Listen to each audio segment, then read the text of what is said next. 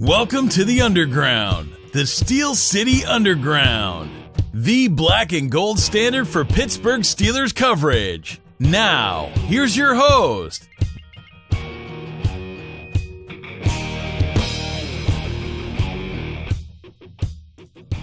Welcome, everybody, to another edition of Steel Nation Radio, brought to you by Total Sports Enterprises. I'm Mike Pelaia of SteelNationAssociation.com, where we cover the Steelers 24/7 while connecting you, the Steeler fans, together in an effort to raise money for Children's Hospital of Pittsburgh.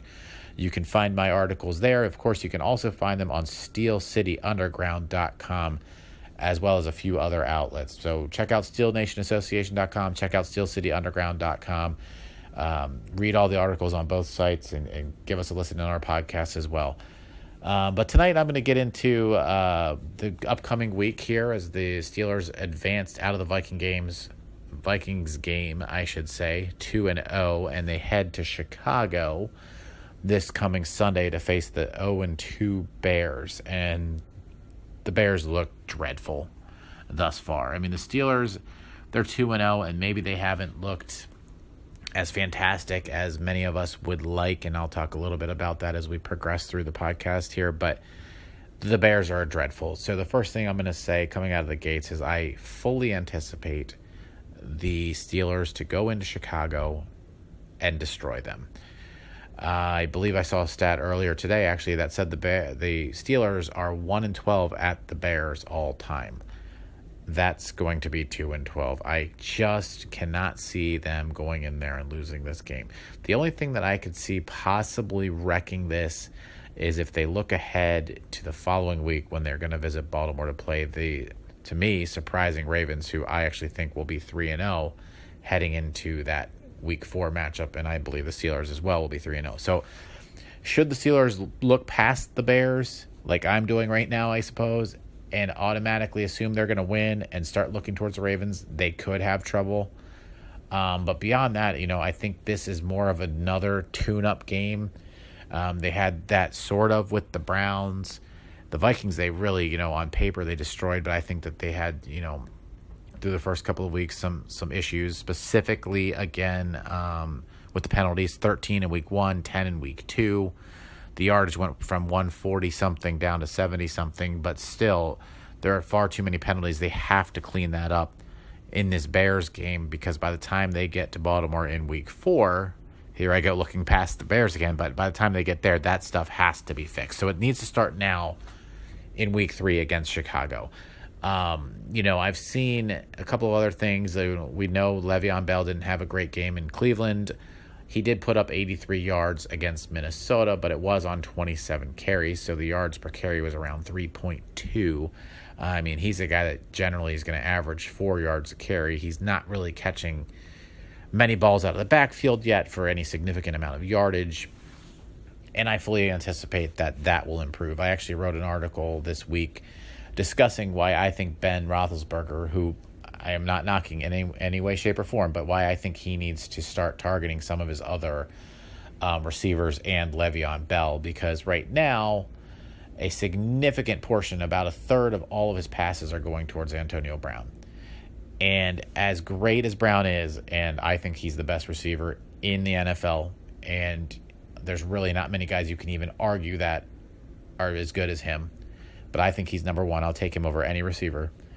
As great as I think he is, when you are targeting him 30+% of the time, it was somewhere around 32% of the time, basically a third, the defenses can scheme for you a lot easier. And I'm not saying that Brown is somebody that can be covered, because he's almost not able to be covered, at least by one man.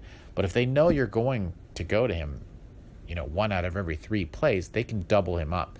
So I think Ben is going to start doing, and we saw it a little bit in the Vikings game, I think he's going to start throwing the ball more to Martavis Bryant. I think, when we saw it in week 1, but Jesse James might get a few more opportunities. And Le'Veon Bell should start getting another, 7, 8, 9 catches a game like we've seen in the past.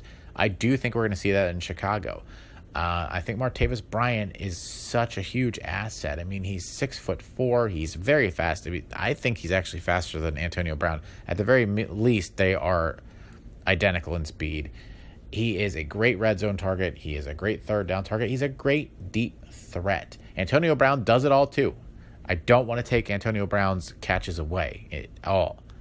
But he can be given more opportunities in a more effective way for your offense if we can remove the double teams, because we're spreading the ball to Martavis Bryant.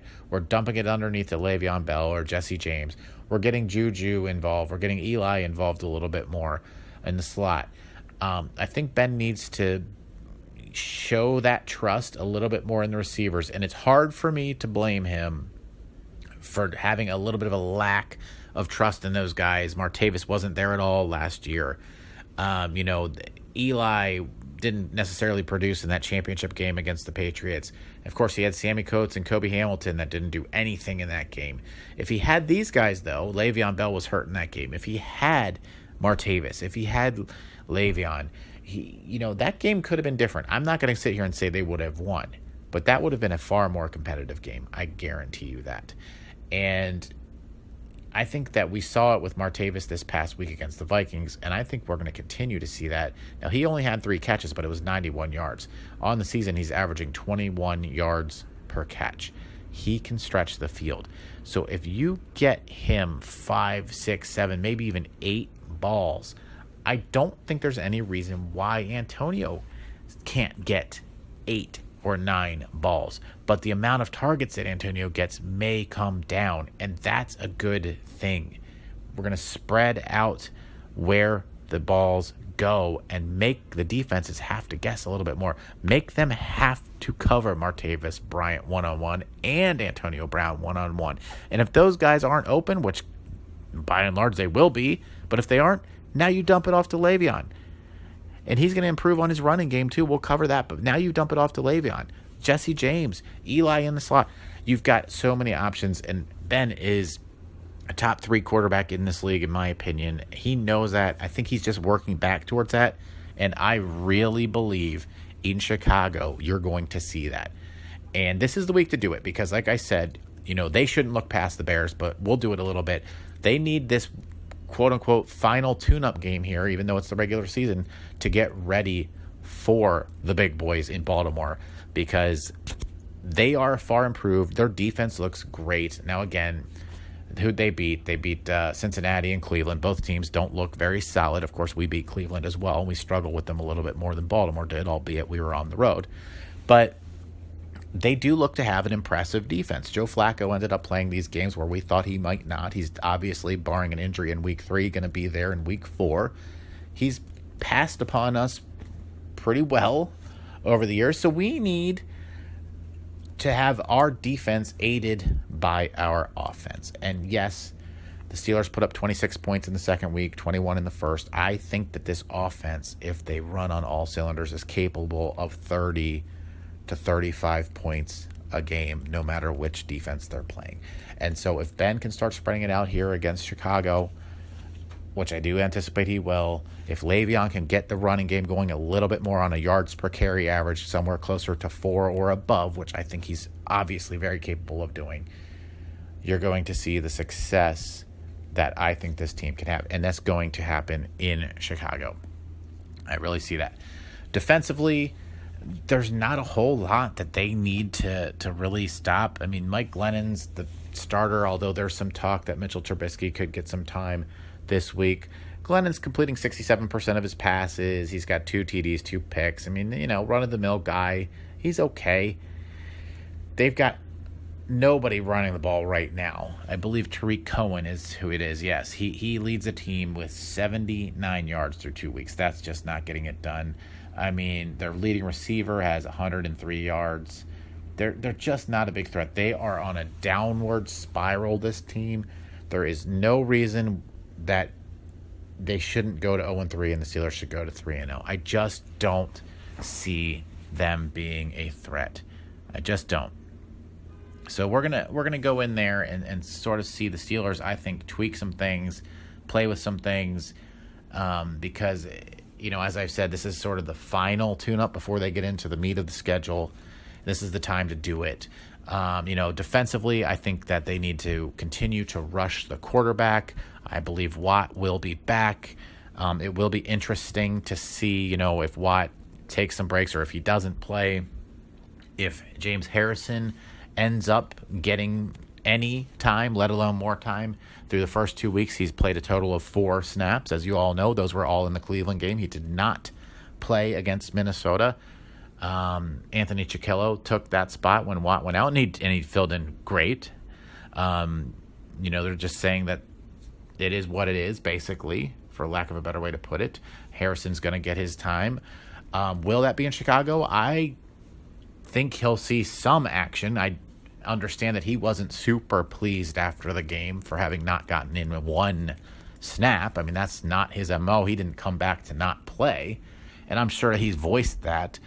So I will predict that Harrison will see some time.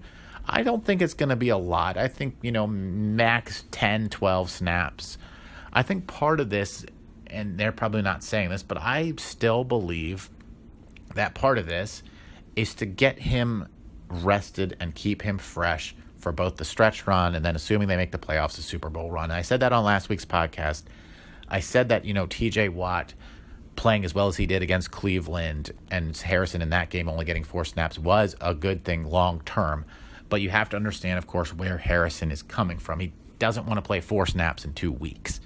He wants to contribute, and he can contribute. We saw it last year. He was this team's leading sack master, for lack of a better way to put it, last season. He still has a lot left in the tank, and if this is his final ride, I don't think he wants to go out riding the bench.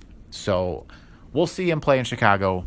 How much that's going to be, we'll put it at, I'm going to go with 10 snaps. Obviously more than doubling his first 2 weeks together, but that's where I'm going to put him because I think they're going to show a little faith in him and show him that they value him and that he certainly has a role here.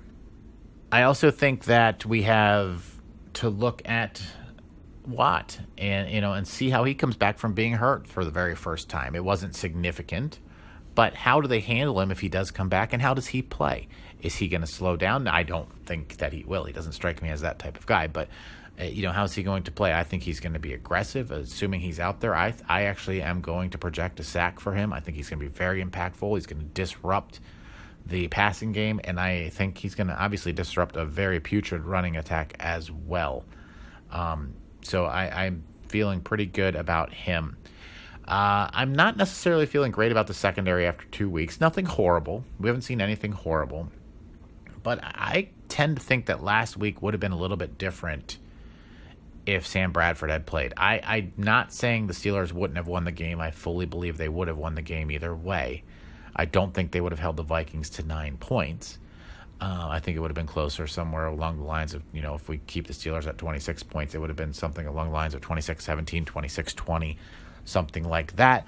And part of that is I still think the secondary needs to gel a little bit more. I think that they still are the weakest unit on the defense, really the entire team, if we were to put everybody together. But on the defense, Joe Hayden's still learning this system a little bit. And you might say, well, he's just covering receiver. What's there to learn? Well, there are definitely schemes that he needs to learn and tendencies as far as how his safeties might pick him up if he were to drop a receiver and so on. And so that's certainly part of it. I think Artie Burns can improve a little bit. I mean, he is the number 1 corner, rightfully so.